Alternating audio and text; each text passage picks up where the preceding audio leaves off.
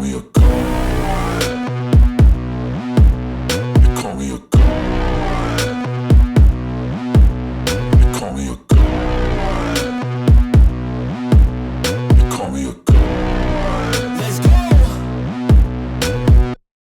I'm about to go off like a weapon. Fuel to the top, gotta feel the vengeance. In my thoughts. Sorry about the noise, everybody. Welcome back. Hit that like, hit that subscribe, comment down below. Tell me what you think about this video. I apologize about the background. I kind of am going through a couple things in life right now, so I'm sorry about the bird noises and all that stuff. But this is the best place that I could find to record. Still wanted to get you guys content, so we're gonna dive right into this. So the Miami Dolphins just acquired Robbie. I didn't realize he changed his name to Chosen, you know, but it is what it is. Chosen Anderson. And what it's just showcasing is that they are trying to get as many playmakers that they can for Tua this year. And what they see is that last year they lacked behind Tyreek Hill and Jalen Waddle because Trent Sherfield was good, River Craycraft was good, but they needed a... Wow, this bird is fucking... Let's throw a rock at it or something. They needed a guy that could go behind Tyreek Hill that could also get the ball in his hands and make something happen. And essentially what they got this offseason is Braxton Berrios and Robbie Anderson, which are both playmakers for their respective teams. They're not going to be the level that Tyreek Hill is or that Jalen Waddle is. And they don't need to be. You know, they need to just take the pressure off of Jalen Waddle and Tyreek Hill. And that's what Robbie Anderson is going to do. I'm going to call him Robbie because it's just, I don't know. For me, I'm just not used to his new name. But it is going to be one of those things that now you have multiple playmakers behind Jalen Waddle and Tyreek Hill, that what we can see is Mike McDaniel's offense is going to be even better this coming year, just based on the pure fact that you are going to see a team that kind of was lacking a lot of playmaking, because River Craycraft is great, but he's not a Braxton Berrios. Braxton Berrios can make you miss. River Craycraft can't do that. You know, River Craycraft is just a good route runner. Trent Sherfield, another guy that, honestly, I think we're getting an upgrade in Robbie Anderson, because Robbie Anderson is faster than him and has better run after the catch ability than Trent Sherfield did. Sherfield is more of like a straight runner. So this offense is now gearing up to be one of the most, just, I could just say, unstoppable, because Mike McDaniel is going to learn some new things. Tua is going to learn some new things, and the play calls are going to be different. You know, a lot of our play calls were towards the middle of the field, which is the bread and butter for Tua. But I believe this year it's going to be a lot more of, yeah, there's going to be some in the middle of the field, but we're also going to spread around the routes so that everybody is in a different part of the field, which will spread everything out. Everybody's going to be legitimately fast. There's a couple birds right here. So the offense is just going to take a new step forward after this offseason, because there's just going to be so much more speed. Braxton Berrios is faster than River Craycraft and has more run after the catch ability. Robbie Anderson is faster than Trent Sherfield and has more run after the catch ability. We'll see what Izukanma does this year. We're not sure what's going on with him. But it's just going to be so many different playmakers on the field, including two elite ones in Tyreek Hill and Jalen Waddle. It's just going to be nuts this offseason. And I think Mike McDaniel, his play calls are going to be significantly different with the type of personnel that he has this year. Now, on to the next thing, which I think is what you clicked on this video for. The Vikings are kind of not doing well with DALVIN Cook, and he might be released before the NFL draft, which obviously everybody has been talking about DALVIN Cook this offseason. Obviously, the Miami Dolphins have looked into him. You know, they've looked into a lot of players, but DALVIN Cook, you know, I was one of those guys that also, I was like, I don't want to trade for DALVIN Cook because there's too many running backs in this class. But it's different now, because if they release DALVIN Cook, then you don't have to worry about giving up anything. You just can acquire him. There is just one key, though. When you look at DALVIN Cook's stats, since 2020, he had this amazing year. And DALVIN Cook is an elite running back. What is that? DALVIN Cook is an elite running back. The one key with him, though, is that he kind of has steadily a little bit declined ever since that 2020 season. So what I'm saying is, I think it depends what Dalvin Cook wants, because if he is going to try and go to a team and get the max contract, I don't think the Dolphins are going to do that, because we still have to sign Christian Wilkins and we still have to get something for the offensive line. So I don't believe we're going to do that. And that's the key here, is that if Dalvin Cook wants to come for a very friendly deal, then I can see it happening. But like I said, there's so many running backs in this class. If you really want a running back this bad, which a lot of people in my videos have said we don't need a running back, we do, because Mostert has not been able to stay on the field. Jeff Wilson took a big decline last year, and Salvin Ahmed and Myles Gaskin are kind of, they're not starters. They're not going to be guys that see a lot of touches. So we don't have that workhorse back to build off of. And that's what we're trying to do. We're trying to get a workhorse back that can solidify the position, whether that be through the draft or whether that be, through free agency. We want to get a workhorse back.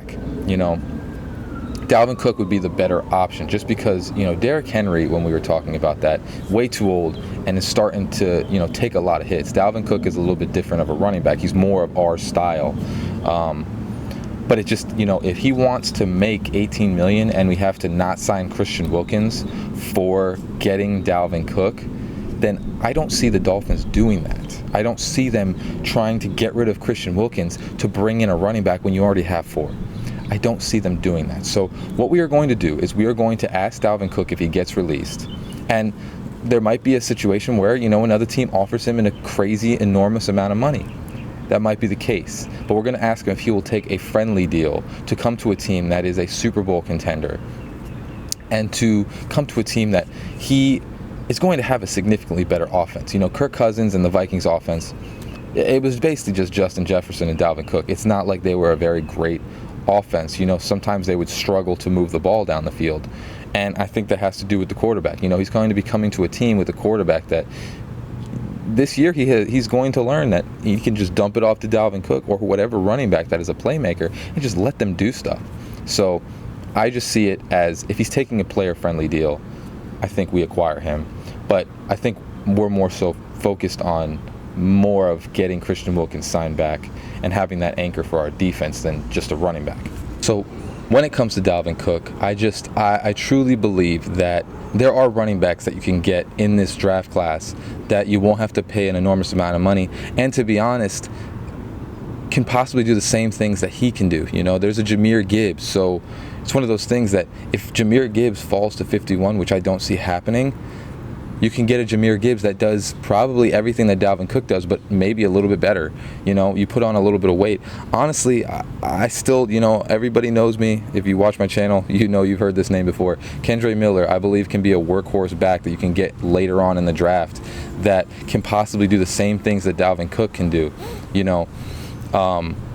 Dalvin Cook ran a 4.53 when he ran his 40. Dalvin Cook is not super fast. I'm not a big Devin Achane fan because I just think he's way too tiny. You can get a Zach Charbonnet that can do all this, a lot of the things that Dalvin Cook can do. So if you are trying to acquire Dalvin Cook, I believe it needs to be for a pretty decent pay cut. You're not going to be paying this elite money to get Dalvin Cook over here. And honestly, running backs are a big deal in the NFL, but I think also the success of Mostert last year, I think that it kind of showcases that it's not like a Christian Wilkins need, where we need to get him signed back. Our defense needs Christian Wilkins. Mostert will do a fine job if he gets in. Mostert had a lot of explosive plays last year, and I think honestly they underutilized him all the time because we got away from the run. So Mostert will have a good year, and I don't see us overpaying for something at that position when we have so many playmakers on offense. We are a passing team. I know we have a West Coast run style team, but what Mike McDaniel is doing is it is a passing forward team. He showcased it last year, and I think honestly he just kind of looked at it and said, we just needed more playmakers for Tua to throw the ball to. We didn't get enough. We got Tyreek Hill and we had a couple other players, but we didn't get enough playmakers for our passing style of team to maximize its opportunities. we didn't get enough of the guys that you can get the ball into the hands. It's not going to be one of those teams where you have these big receivers that can just jump over people. We're not trying to do that. What we're trying to do is we're trying to get everybody on this team that is fast, that can make a play, make some yardage, and just open it up for the whole entire field. And that's what makes it difficult on defenses, because you're not trying to throw one-on-one balls. You're trying to you're trying to move people around on the field on defense so that one guy gets open, or that Tua can just spot one guy, because there's so many cases where Tua shows that he goes through all of his reads. So you're trying to get all these playmakers to open the field up so that one guy is going to get open, and Tua just has to find that guy. That is what Tua is. He is a point guard. He just has to find that guy, which he's very good at doing. I think what happened and when he struggled a lot last year was, one, against Vic Fangio's defense, and two, when his two top receivers were covered, nobody else could really get open, and he struggled to find the next person. And some of the plays, again, we didn't have a running back or somebody coming out into the flat where he could just toss the ball to. And some of the times he got discouraged just because you had certain players that were dropping balls. You had Chase Edmonds that was dropping the ball when he'd send it out into the flat. There were plenty of times where he threw the ball at Chase Edmonds. He dropped it. That's what he was supposed to do. So that's what you're trying to get for Tua at the running back position. You're just trying to get that safety blanket and the guy that can run the ball. Mostert will do a fine job. We're trying to find a workhorse back that is not going to put us under in the cap, that we can build with, and that we don't have to pay an enormous amount of money to acquire him. And I think that's what people just really have to see, is that we're not trying to overspend for a running back. There are plenty in this draft that we can find. We have one that contributed. It's like Mostert, to most people, seems to be just chopped liver, where the guy had 800 and something yards and significantly less touches than any other running back. He showcased that he's explosive. You give him another year, you keep running the ball with him, I think he'll showcase that he's even better. He missed games too. So I don't think that we're trying to overspend for a running back, no matter what people see. People just want big names sometimes. And I think you need to see of the overall team that we'd rather sign Christian Wilkins than just sign some big name running back when Mostert can do the job just fine.